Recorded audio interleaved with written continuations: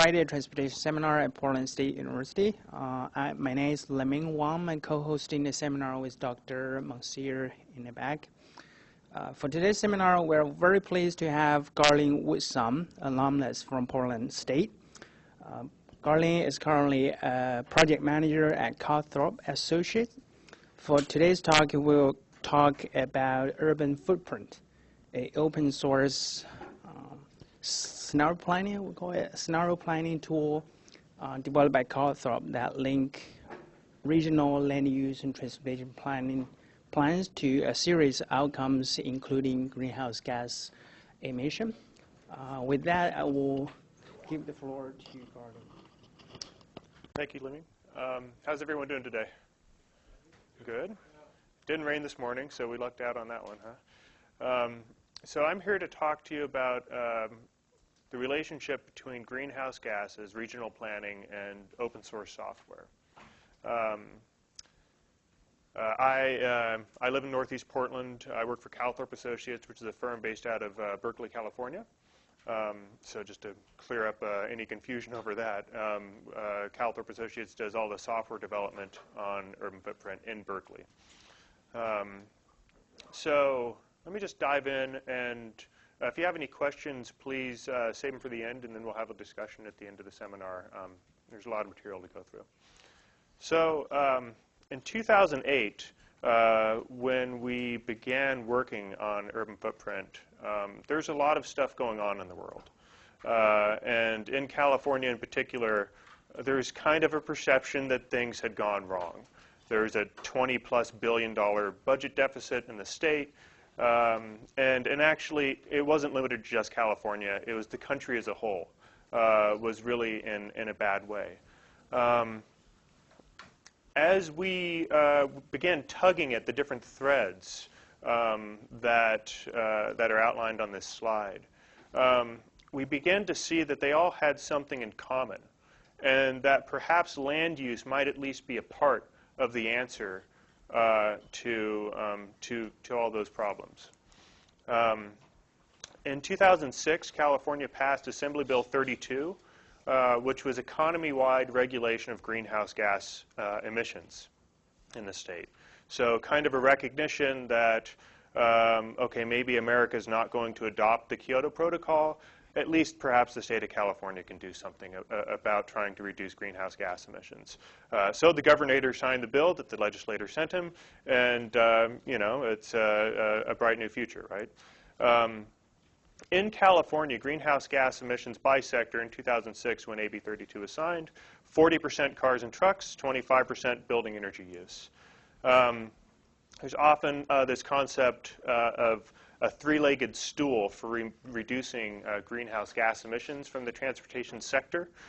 Vehicle efficiency, the carbon content of fuel, which is essentially how much of your fuel comes from dinosaur bones, and how much comes from biofuels or other things that are renewable.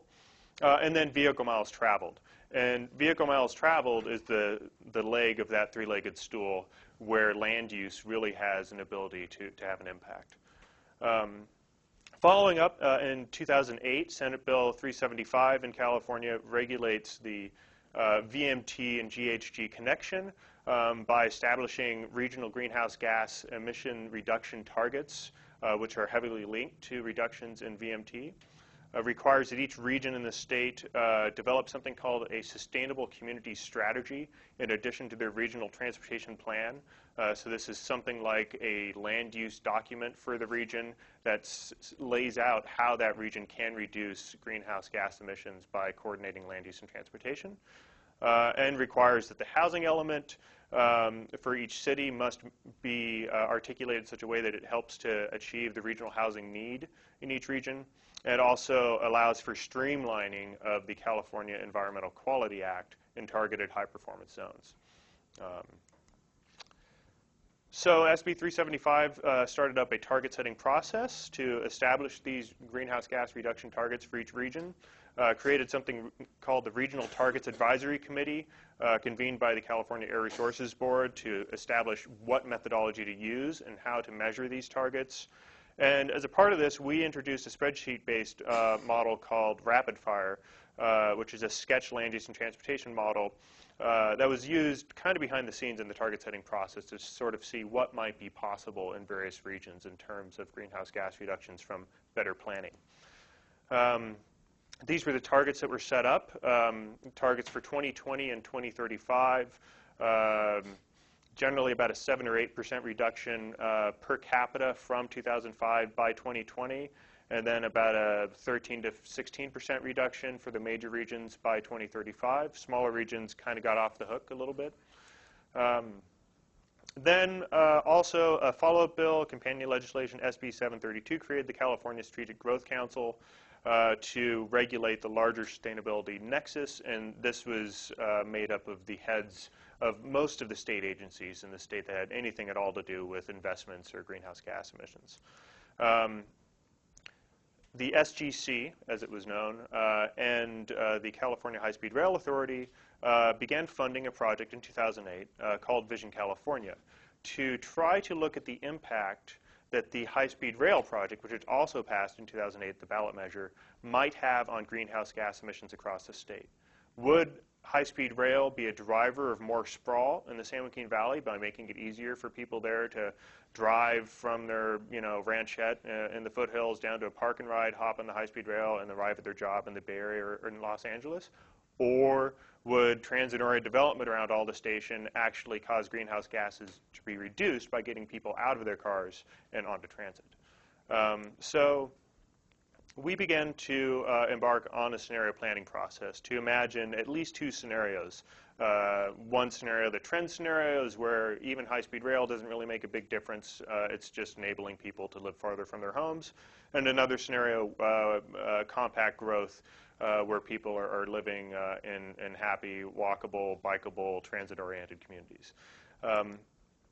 And so RapidFire and this software I'm going to tell you about today, UrbanFootprint, are both scenario planning tools that measure scenarios and produce a range of metrics, environmental metrics, transportation metrics, fiscal metrics, social metrics, to try to quantify the differences between scenarios in terms of their outcomes.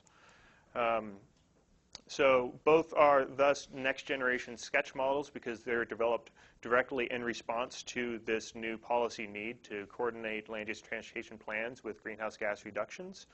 RapidFire is a spreadsheet-based model. It's fast deploy. It's policy sensitive.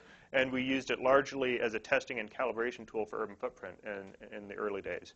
UrbanFootprint is an open source geospatial model that can be used to actually create a plan and analyze its impacts. So UrbanFootprint is a scenario ecosystem, we like to call it. It has tools for loading up base data about the existing year, creating new plans or translating existing plans, and analyzing those plans for a range of impacts. It's currently being deployed by the Sacramento, San Diego, and Southern California regional governments as part of their 2015 or 2016 RTP-SCS development process. And what it is, in a nutshell, is you can sketch futures on a map, on a base map. The base map can be hosted by anyone. It could be Bing or Google or OpenStreetMap. There's a set of place types, and you can paint those on the map, compare scenarios for a range of outcomes. There's a web-based user interface. This is actually the latest screenshot, hot off the computer from yesterday, what the user interface looks like. And so there's a map, there's scenario performance metrics along one side of the screen. Along the other side of the screen, there's place types menu, so you can select a place type or a building type, paint it on the map. There's control total sections. You can see if you're hitting your regional control totals or if you still have work to do. So it's kind of everything that a regional planner or a city planner needs during the scenario process on one screen. We had a bit of a hotshot designer who is ex-Apple come in and lay out a blueprint for what this user interface should look like. I think he did this in Adobe Illustrator. This is what we've been building towards in UrbanFootprint for the past couple of years, is something that looks like this. So you can see that we still need to make the background black, among other things. We originally, when we began the Vision California process and began starting to work on the tool that eventually became known as UrbanFootprint, we thought maybe we would build it as an extension to ArcGIS. And so we started building models to do scenario translation and tried to run them for the San Joaquin Valley, and kind of kicked off the process, and 12 days later it had just failed. And so we thought that's not going to really work. And so we retooled, and many months later we had the same process up and running in PostGreSQL and ran it again, and it completed in 8 minutes. Perfect. So we thought, okay, we need to go with this open source thing. So UrbanFootprint is running on a 64-bit multi-threaded PostGreSQL-driven platform that delivers serious performance. And that's really the heart of why we went with open source software, is we needed access to that heavier duty server-side technology. And we needed to be nimble, and we also needed to not be weighted down by lots of expensive annual software maintenance fees. The open source software stack for UrbanFootprint version 1.1 alpha starts with Linux and Ubuntu as the operating system, uses PostgreSQL and PostGIS to serve the database and the GIS, and then we use a bunch of other stuff, JavaScript, Polymaps, Mapnik, etc., Django, to build the web interface and serve it to the public off of that back end. So UrbanFootprint starts with a base data development process. We load up a lot of data about the existing environment. Transportation, census, parcel data, land cover data. The land cover data set development starts off by taking the whole world, dividing into 3 categories. It's either already urbanized, it's legally or physically protected from development, or it's greenfield. It's potential land that could be urbanized under a scenario. Now, you could argue, in Oregon with urban growth boundaries, if it's outside of an urban growth boundary, maybe it's not greenfield. Okay, that's a policy choice that the user would need to make in defining, kind of prior to embarking on a scenarios process, which of those 3 categories each part of the land is. And if you're doing a scenarios process for perhaps an urban growth boundary expansion, then you might want to include more land in that greenfield category. It's also important to categorize the land as to what type of land it is beneath those 3 top-level categories. So is it important farmland? Is it timberland? Is it some other kind of resource land, rangeland? And so as a part of the base data loading process, we're actually loading a lot of GIS data, cleaning that data, and putting it into the system so that the system knows what type of land by the categories that matter to the user. So that when later in the process you measure land consumption, you know, for instance, how many acres of prime farmland does scenario A consume versus scenario B. Parcel data is loaded into the system. Each parcel is loaded up, or it comes with a land use code saying it's a single-family home or it's multifamily or whatnot. Via those land use codes, demographic control totals from the regional TAZ, Traffic Analysis Zone system, which is usually the resolution at which regions keep their official control totals for planning purposes, are assigned all the way down to each parcel. So each parcel receives its existing year, population, dwelling units, and employment by sector from the region via this process. Census demographic attributes at the block and the block group level are also assigned to each parcel as a part of this process. And we don't really trust the Census Bureau because we know that they intentionally fudge the data for various reasons. And also just other stuff happens to cause not 100% complete accuracy with census data. So when we find something like a 0 for a rate in any given area, we grab a weighted average of all of the nearest geographies with a non-zero value and apply that to the 0. We don't like zeros as a part of our census data load. So that's another thing that happens. And then in terms of transportation, we load up the system with high-quality transit stations as well as walkable street intersections. Walkable street intersections are very important. We use it for translation. New urbanists like to say that there's a bright line at about 150 walkable street intersections per square mile. Below 150, places tend to not be very walkable. They tend to be rather auto-oriented. Above 150, they tend to be walkable. You can find exceptions to this rule, but as a rule, it's pretty good. And if you use an analysis to kind of show you on a map what areas are above 150, what areas are below 150, you'll kind of see the walkable downtown and small town centers pop out as above 150, and you'll kind of see the rest of the map pop out as below 150. So it generally works, especially if you're using something like a quarter-mile buffer to run your analysis. So all of that comes in, and that's the base data development process. Gets loaded into parcels, to grid cells. UrbanFootprint's rather geography agnostic, actually. You can kind of give it any type of geography that you want, and it'll load it up for base data and make it available for scenario planning purposes. So it results in about 100 to 200 base data variables that get loaded up at the end of that process. Another thing that happens kind of before embarking on scenario planning is that you need to tell the system where the developable lands are, especially within cities. So UrbanFootprint can apply densities at the net level or at the gross level. Net is buildings on parcels. Gross is a whole site, including the land required for streets, parks, and civic uses.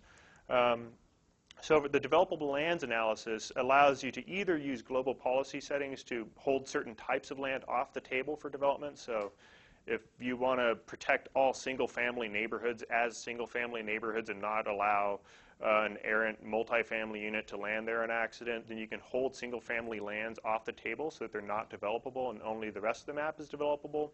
You can take industrial off the table. If you're really into industrial sanctuaries and you don't want industrial lands to be developed for anything else, you can take those off the table. So there's a lot of different toggle switches that you can use as a policy-based way of defining developable lands. Or you can import an external redevelopment analysis or developable lands analysis, such as the ones that Metro conducts, to actually parcel by parcel use some other means of identifying lands that might potentially be on the table for development in a future scenario. So to move from the base to future scenarios then, UrbanFootprint uses place types and building types. Building types are based on real buildings. We've measured, I don't know, something like 400 real-world buildings from across the country, mainly in the western United States, for something like this list of attributes, or as close to this full list as we could collect for each building.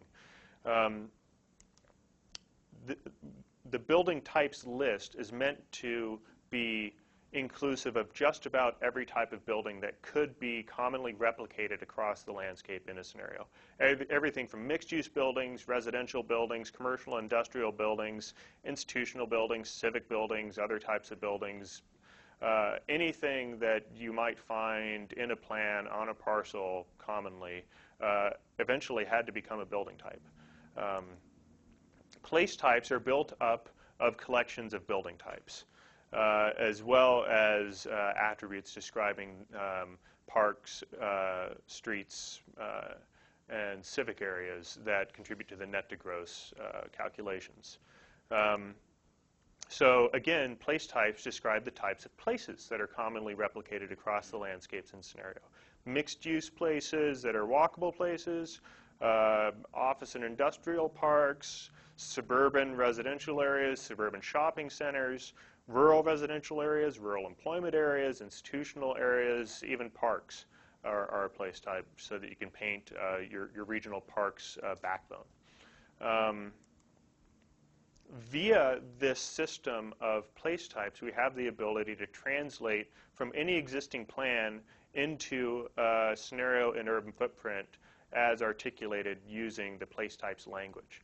And we translate using 5 attributes. The gross density of dwelling units, gross density of employees per acre, the walkable street intersections per square mile, and the mix of employment that's retail versus office industrial. And so this is a matrix that, so we had on the x-axis is gross dwelling units per acre, on the y-axis is gross employees per acre, the left side is walkable areas, the middle is retail areas, and the right side is office industrial areas. We had to create this thing so that we could make sure there's no white space anywhere in this matrix. Every single XY coordinate anywhere in this matrix had to translate to a place type, otherwise translation wouldn't work. So just a little bit of the stuff that had to go on analytically under the hood to make translation work in this system. The end result is that we could translate any scenario into UrbanFootprint into the UrbanFootprint place type language. So this is Sacramento's base case scenario from their 2002 blueprint process. And then here is the blueprint scenario. And you can see that growth kind of gets pulled back between those two scenarios to cluster around transit and walkable neighborhoods in the blueprint. Blueprint's actually quite a good plan. The other way to create a future scenario, aside from translation, is to paint a new scenario out of whole cloth or on whole cloth. So you can use the painting tools to edit a translated scenario. If perhaps translation didn't get it exactly right, you can edit to correct that, or you can use that as the basis for a new scenario that pivots from that translated scenario, for instance. A critical component of scenarios is the housing unit mix for the increment of the scenario and for the end state. So here are these two example scenarios, business as usual and growing compactly, have a mix of multifamily attached, that's townhomes, small lot single family, and large lot single family. You can see that business as usual is mostly large lot, whereas growing compactly it contains a mix of different unit types, adding up to, when you add that increment to what already exists on the ground, this mix of housing product by the year 2050. So why is this important? Well, we've changed a lot as a country since 1970, the Leave It to Beaver days, when most households were households with kids, families with kids. That's no longer the case. 75% of all households today are not your traditional two-parent household with children. So housing demand in this country it has really changed. And so we hired Professor Chris Nelson from University of Utah to, or rather I should say, someone else hired him. We worked with him to measure how the demand for housing had changed in California and how it would continue changing out over the coming 3 decades. And so he looked at a lot of different things. This slide is looking at the demand for transit-oriented development, the amount of transit-oriented development that's already on the ground today in the state, the amount that would be demanded by 2035 according to his market studies, and then the amount of housing that would be built if all new units in the state were transit-oriented development for the next 3 decades. And what he found was that even if all new units in the state were built as transit-oriented development for the next 3 decades, there would still be a shortage of nearly 4 million units of additional TOD that would need to be built to keep up with demand. So there's a huge amount of unmet demand for transit-oriented development, according to this study in California. Dr. Nelson hasn't done a similar study for the state of Oregon. I'm kind of curious what it might look like here.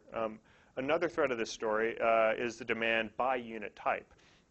And so he looked at the demand by the 4 types we use: multifamily, townhouse, small lot, and large lot. And he found that the state of California has already overbuilt the large lot single family product so much that there's more than 2 million more large lot single family units on the ground today than would be needed by the year 2035.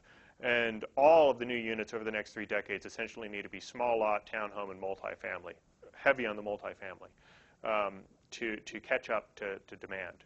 And nationally, we know it's the same story, that we, as a country, have vastly overbuilt the large lot single family product to the tune of millions more than we'll need over the coming 3 decades. So that's just something that needs to inform the scenario development process. We find ourselves often building a scenario that meets this articulated housing demand as a part of a compact transit-oriented scenario. And then once you have a scenario, you run it through this base process, or the core process rather, in UrbanFootprint, which takes the base year and then adds in the future scenario development to get to the horizon year. We get to the future by adding change to the base in urban footprint, not by subtracting the base from the end state. Just a little nuance of what goes on there. And so then the core produces 250 plus core variables, taking, again, all those variables that are loaded up as part of the base data load, and then analyzing what they may look like for each scenario in the horizon year. And that allows for the urban footprint analysis engines to be run for the horizon year. So land consumption is the first engine, easiest to run. It just looks at how many acres of land by type are consumed by each scenario. So a business as usual scenario might consume 1,000 square miles in Southern California, a compact future less than 400 square miles. So simple calculation, really meaningful. You know, this really matters. You know, can you save 600 square miles of land in Southern California by growing slightly differently? If so, a lot of people might be interested in that future. Conservationists especially, but everyone really. Another engine, building energy use, looks at residential and commercial energy use for both natural gas and electricity. That flows through the electrical portfolio for each scenario to get to greenhouse gas emissions. Each building type has a certain profile in terms of the amount of electricity and natural gas and therefore carbon that it emits. That does vary by climate zone. These are examples for climate zone 9. And also each employment sector has an average rate at which it consumes energy. We turn over buildings in urban footprint. We assume that all the buildings that are there in the base aren't necessarily the same buildings that will be there in 2035, even if you don't touch the base in the scenario, just due to natural turnover rates. Over time, landlords will either tear down old buildings and replace them with new ones on the same site, or they'll do a significant rehab of a building, upgrade its systems, or add double pane windows or such. These things matter because it affects how much energy that building uses in the horizon year. And so these are little policy levers that you can mess with in urban footprint to affect the turnover rate of buildings and therefore their energy consumption. That happens across scenarios, though. You don't usually turn buildings over in the base at a different rate in one scenario than the other, because that wouldn't be fair. But if you look at the two scenarios, these are two statewide scenarios for California, and the difference in performance between them would power all homes in the state for 8 years, cumulative to 2050. So building energy matters. It really can make a big difference. What type of building is built and therefore how much energy it uses. And this is the sort of building energy result that Urban Footprint puts out.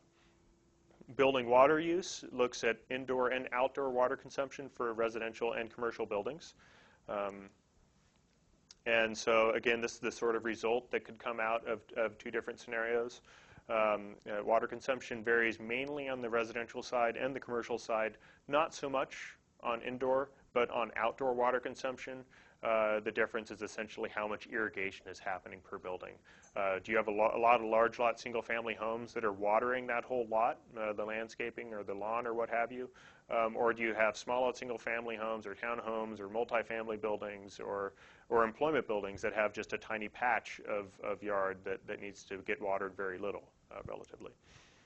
Urban Footprint has a fiscal impact engine that looks at the infrastructure capital costs, the operations and maintenance costs, as well as the local jurisdiction revenue that result from changes in built form between scenarios. This can lead to really critical bottom line numbers for public communications. I can't really overstate the value of this type of result in communicating to decision makers why scenario B might be more efficient or better for their community's future than scenario A, especially if decision makers represent a community that is currently having trouble balancing their budget. So for instance, these two scenarios could save millions per year in capital cost for new growth, building new local streets, roads, sidewalks, wet and dry utilities, and also operations and maintenance costs to maintain those utilities over time, and also see more revenue as a result of patterns of development that generate more revenue per acre because they're putting more uses on each acre. Urban Footprint includes a transportation module that includes an 8D sketch travel model built by Fair and Peers that looks at the differences in the built environment in terms of walking, bicycling, transit use, as well as driving. This travel engine we were told it was very important that it be calibrated so that for the base year for each region, it produced results for total regional vehicle miles traveled that was in 5% of what the official regional model said was the right number for total regional VMT for the base year. And so we did that. We put it up against the 5 big models in California, and in all cases it was within 3% for the base year, and in fact in at least one region it was within 1%. So we thought, okay, this thing really works. Not that it's going to replace the regional travel model, but when you see an estimate of VMT out of Urban Footprint, you should have some confidence that you're not going to be surprised when you run that same scenario through the regional travel model. It should spit out a number that's roughly in the same ballpark, or pretty precisely in the same ballpark, as the case may be. That wasn't enough, though. We also wanted to make sure that the travel behavior module in Urban Footprint was right spatially. That is, it had people living in various parts of a region traveling at the appropriate amount for that place in the region. So we put it up against SACOG's SACSIM model, which we consider to be just about the best travel model in the industry. It's an activity-based, tour-based travel model that runs at the parcel level resolution. And so it put out this map on the left, which dark green is low VMT households, dark red is high VMT households. We put that up against Urban Footprint running the same base year on the right. Again, dark green, low VMT, dark red, high VMT. And you can see that the spatial distribution of travel is about right between those two, accounting for differences in scale. So these are the sorts of results that you can produce with Urban Footprint in terms of scenario planning and the amount of travel that compact growth scenarios can produce in relationship to trend scenarios. And that ripples through to fuel consumption and the cost per fuel per household. Households can save a lot of money if they live in places where they don't have to drive their cars quite so much. And then when you add in the cost of home energy and water, of development patterns or urban form patterns that use less of those utilities, it can really have a significant effect on the household bottom line. Urban Footprint also has a public health engine that analyzes public health for each scenario on 3 tracks. The first track leads from physical activity to obesity and weight and activity-related disease incidences to the cost to treat those incidences. The second track leads from criteria pollutant emissions to respiratory impacts, such as asthma, and the cost to treat those impacts. And the third track leads from vehicle miles traveled to pedestrian, bike versus auto collisions and the cost to treat those. So that can produce maps like this of moderate and vigorous physical activity per person. This is Southern California for one of their 2035 scenarios. And scenario results like this for the costs to treat respiratory impacts compared against different scenarios. And then also the bicycle collisions, or ped bike versus auto collisions and costs comparison between different scenarios. And then we get to the total bottom line greenhouse gas analysis engine. And this looks at the bottom line between buildings and the transportation sector in terms of greenhouse gas emissions. Again, buildings, you need to look at the policy options for the utility portfolio, how much of the electricity for the horizon year is being generated by sources that emit carbon versus those that don't. And then you add up building plus vehicles to produce the bottom line greenhouse gas emissions differences between the scenarios being analyzed. Which we use these things called equivalents. The emissions, this amount of greenhouse gas reduction would be equivalent to the emissions offset by, say, 47,000 square miles of trees in a year. And that is equivalent to a forest that would cover a quarter of the state of California. Because otherwise, it's really hard to visualize the quantification of an invisible gas Most people, including myself, really don't know what 76 million metric tons of carbon dioxide equivalent means. Just an absolutely meaningless number to most people. So equivalents are a way of translating that into something you can relate to. Okay, I can kind of visualize in my head what a forest covering a quarter of the state of California might look like. Something really big. But it also allows us to run the sort of analysis like, how do we get to 80% below 1990 emissions by 2050, which is the Kyoto goal and also California's goal. So there's 80% below. There's 1990. Blue is buildings. Red is travel. Under a business as usual scenario with no policy, emissions would certainly go up. If you turn on smart growth, that is more compact land use patterns, more walking and biking, more investment in transit infrastructure, you can reduce emissions absolutely from both buildings and travel below 1990 levels. Then if you turn on smarter vehicles, more efficient vehicles, plus low carbon fuels, transportation side sector gets pretty close to that 80% goal. More efficient buildings and a more renewable power grid. And buildings aren't quite there. They're not quite at 80% below 1990. And we started really digging into why can't the building sector make that same progress like the transportation sector is. You know, the building efficiency, the renewable power standards, it's some pretty aggressive stuff that we were modeling in these scenarios. And it turns out that it's the existing buildings. It's the natural gas consumption of the existing buildings at each building that's holding back the building sector. And specifically, a good portion of that is the natural gas used to heat water, as well as building envelope not being sealed, that sort of thing. But it really makes you think, you know, about that calculation, that it certainly is a lot cheaper to have a natural gas water heater than an electrical water heater. And so most of our water, I suspect, is heated by natural gas as a result. But there's a carbon implication of that, especially when you're trying to do something massively aggressive, like reduce your greenhouse gas emissions by 80%. So important lessons can be had by running tools like this. So we've run UrbanFootprint, or the rapid fire model, in most of the regions of California, as well as for statewide analyses. So we've had some experience deploying these tools and running these sorts of analyses. And the regions themselves have, at this point, most of them adopted an SCS and met their targets for the most part. Oregon is also embarking on this path. Now, Oregon never really passed anything equivalent to AB 32, economy-wide regulation of greenhouse gases, but it did pass Senate Bill 1059 and House Bill 2001, which require each region to at least make that VMT and greenhouse gas reduction connection. And so Oregon's targets on paper are actually more aggressive than California's targets.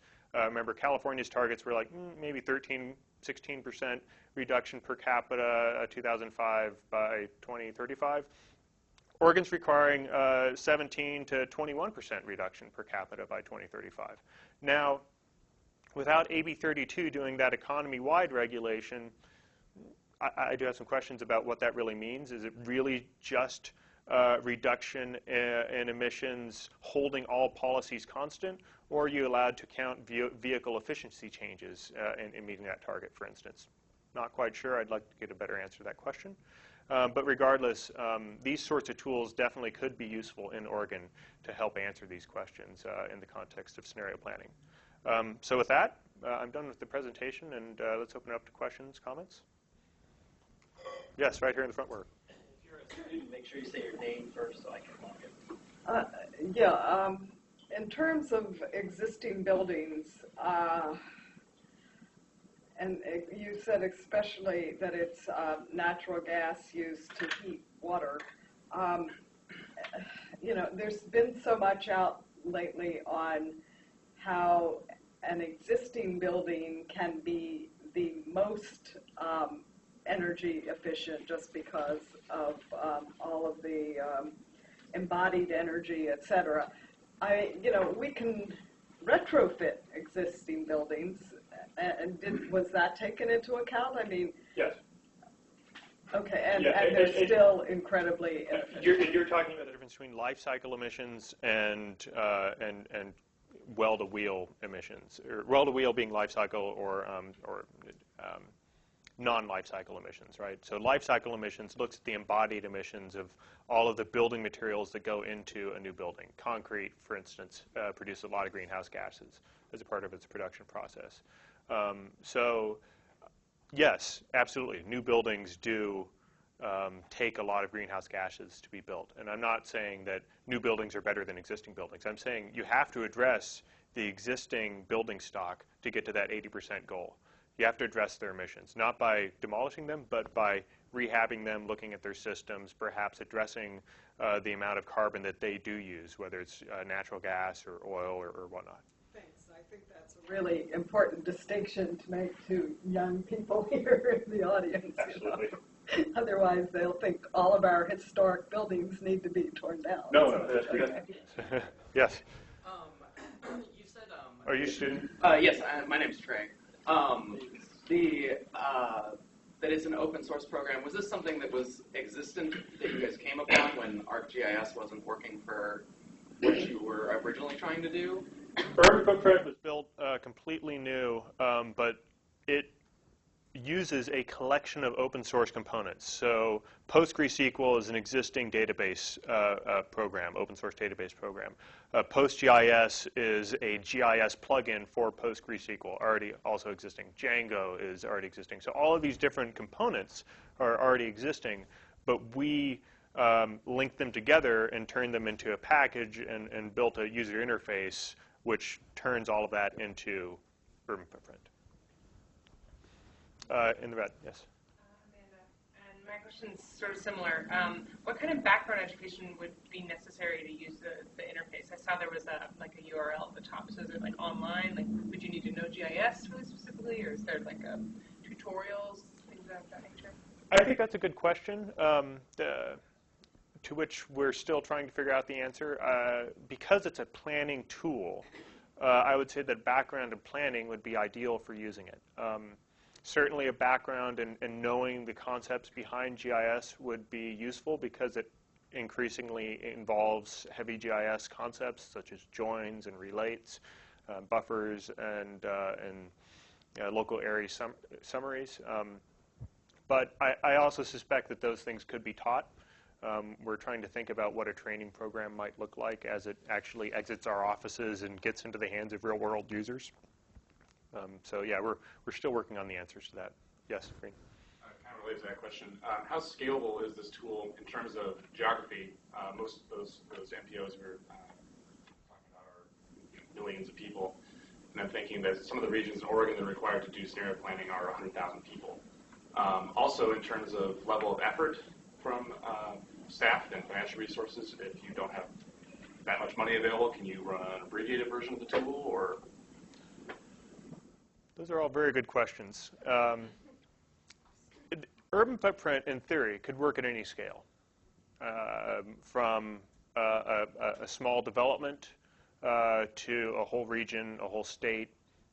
There's nothing about the technology that would restrict it from being run nationally, just the level of effort, the amount of resources involved. Because it has access to that server-side technology. You just need to string together a bunch of supercomputers to do it. Similarly, it could be run for a small town.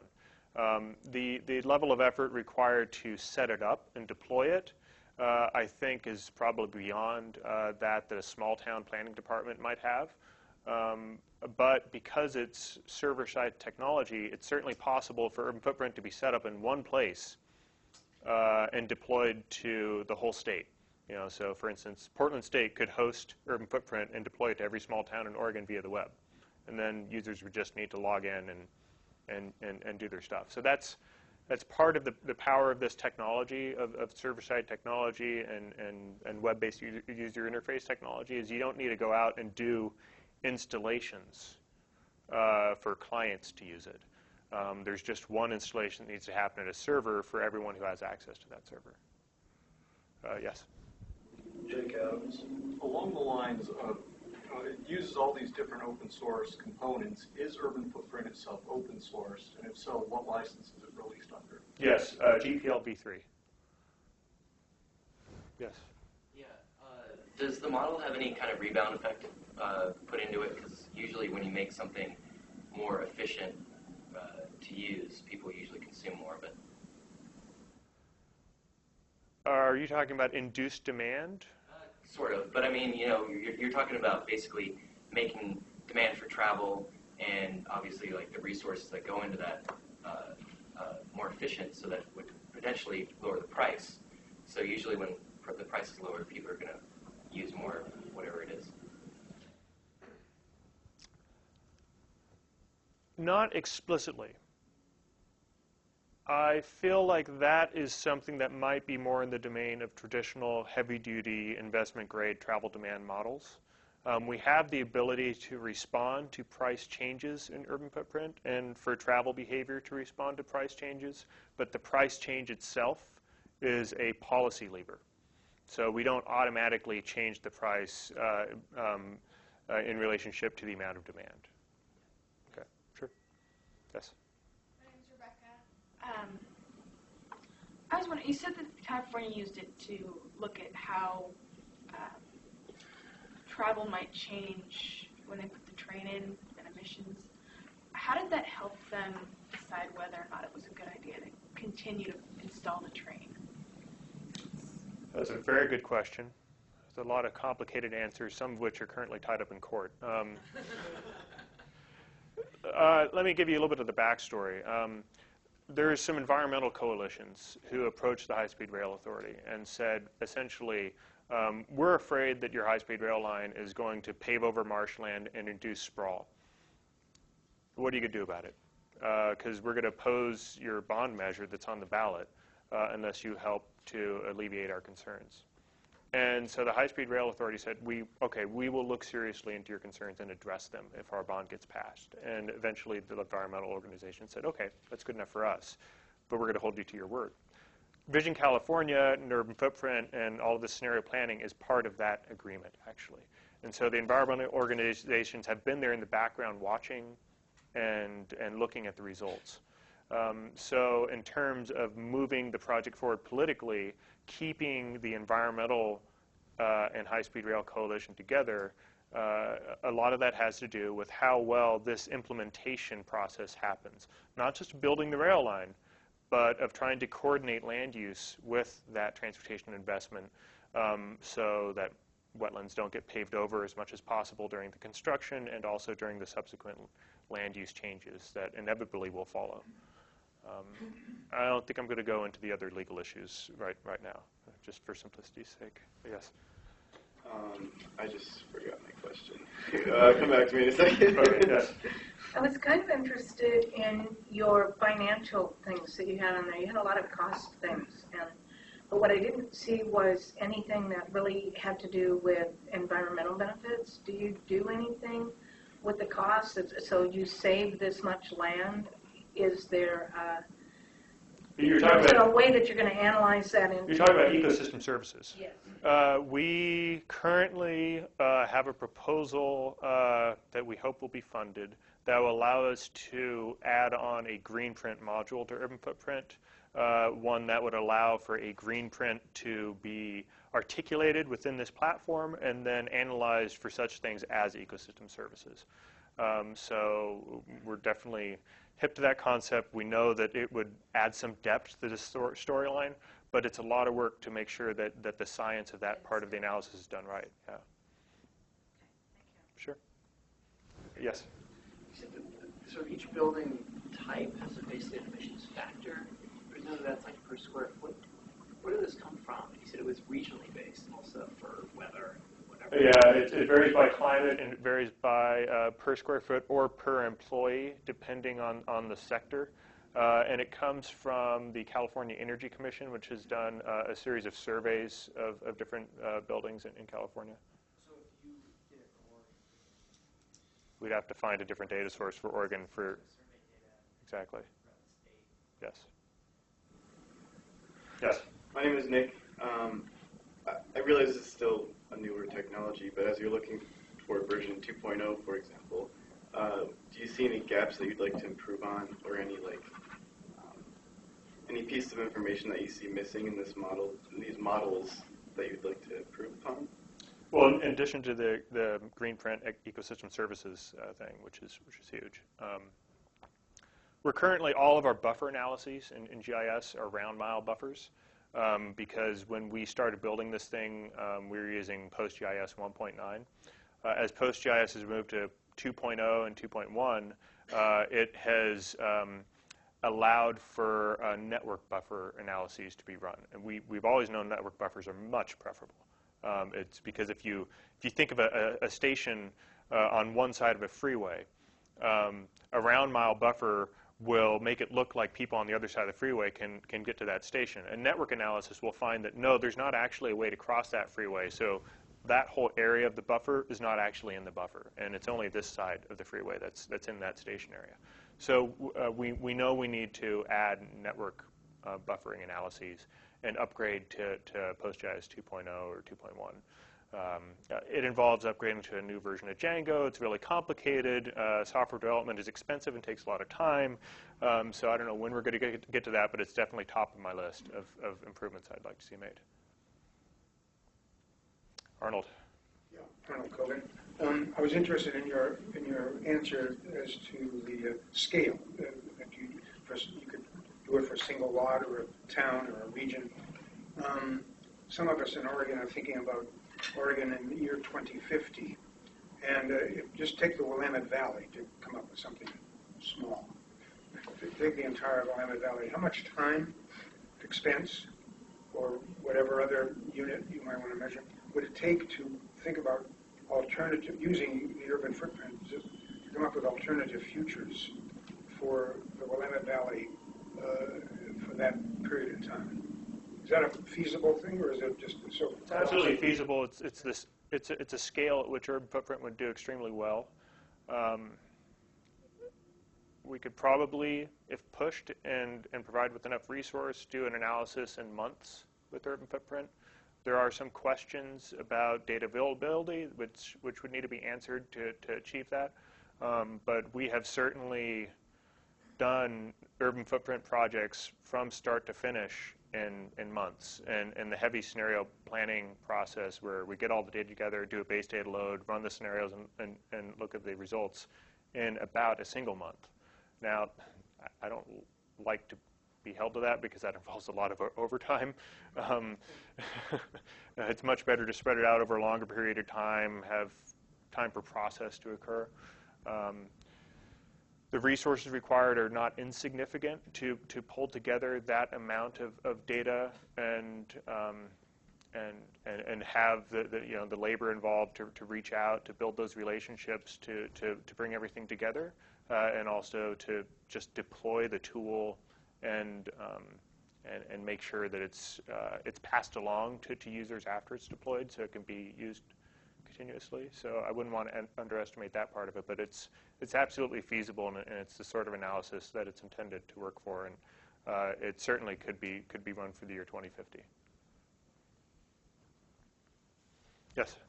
I generally associate open source technology with free and available things online. But you guys are a private company, so I'm kind of curious about the profit mechanism and how that works. Like, do you provide planning expertise, or We're still trying to figure that out. It is GPL v3. We do have a version of it up on GitHub to download. It's a very complicated piece of software. It uses something called Sprout Core as the JavaScript structure, which makes the user interface work. There's not a whole lot of people out there in the world who know how to program in Sprout Core. We have painfully come to learn. It's complicated. Going forward, we don't want to do is we don't want to charge users an ongoing software licensing fee. That's part of why we chose open source. We'd prefer to hand over the software to users and give them the keys and let them use it as long as they want. And if they need us for something else, we can negotiate a new contract or something like that. But we see ourselves as doing new deployments, as I would say, as kind of more of our business model, rather than Microsoft of keep charging someone a fee year in, year out.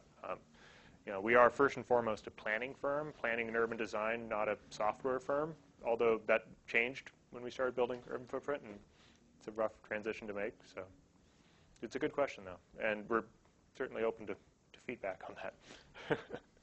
Yes? How do you market yourself then to use this software for people? Do you just do presentations and bring it up and then say, or are you involved in specific planning that's in California? That's a tough question, and one that we don't necessarily have good answers for. Part of it is, yes, raising awareness about UrbanFootprint as a tool, putting it out there, speaking at conferences, having peers tell other peers about the software. We don't do a lot of contracts. We generally have 1 to 3 or 4 at a time. We're a very small firm.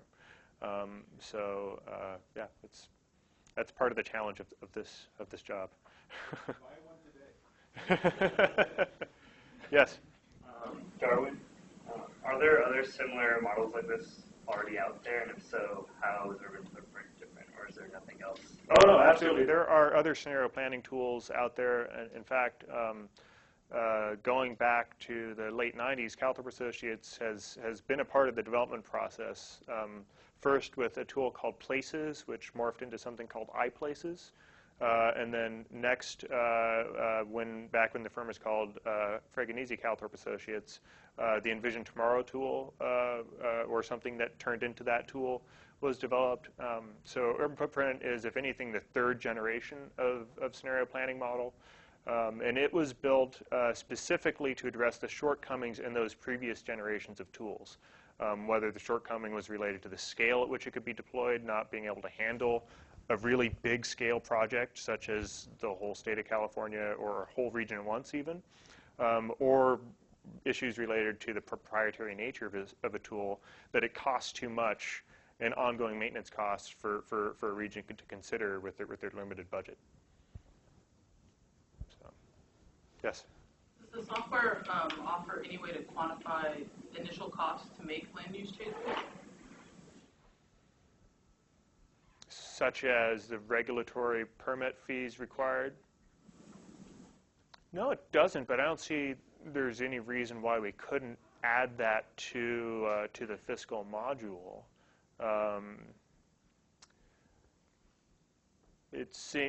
Because we certainly know the number of transactions that would happen, at least in rough order of magnitude. So it's something that we could estimate. No one's asked for it before. So, any other questions? There's an online question from Laurie sent out to our email box that when the tools like Footprint adapted to different areas, how can you kind of essentially capture the difference between different regions? In particular, go to the extreme if UrbanFootprint adapt to a developing country, and then what kind of customization are required for that adaptation? Yeah, that's a good question. We have been talking to folks in other countries about what it would take to deploy UrbanFootprint in another country. Question 1 is, do you have GIS data in this country? If so, what kind and how good is it? Do you have parcel level GIS data? Do you have it for the whole study area?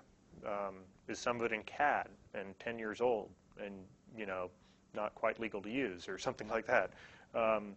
Those are all very tricky questions. Assuming that those questions could be answered, then there's a whole other series of questions related to policy, building performance by climate zone, all these other things. They're all things that can be answered, but it's a good deal of work and sometimes requires new original research. So a new deployment in a new country would necessarily require cooperation with local partners, including public sector, private sector, and academia, to answer those questions in a satisfactory manner. It'd probably take a couple of years, but it's definitely doable. Yeah. I thought I saw another hand. In the Time for one last question. Thanks, Garlynn, for the great talk. Thank you. Thank you, everyone.